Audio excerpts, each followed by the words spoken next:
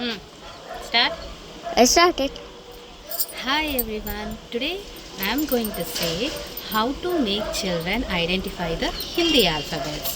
I will say a simple game so that you can know that whether your child is identifying the Hindi letter or not. The game starts like this.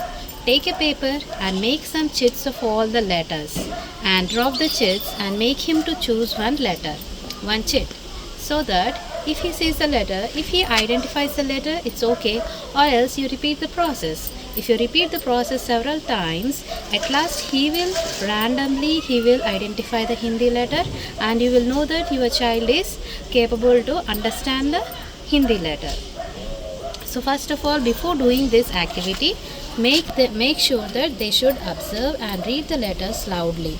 They should practice the letters, practice the Hindi letters, so that if you make them to choose the randomly, if you ask any letter, if he says that one, it will be very nice. So this is a simple game. You can easily make them understand and make them nicely so that they can easily think.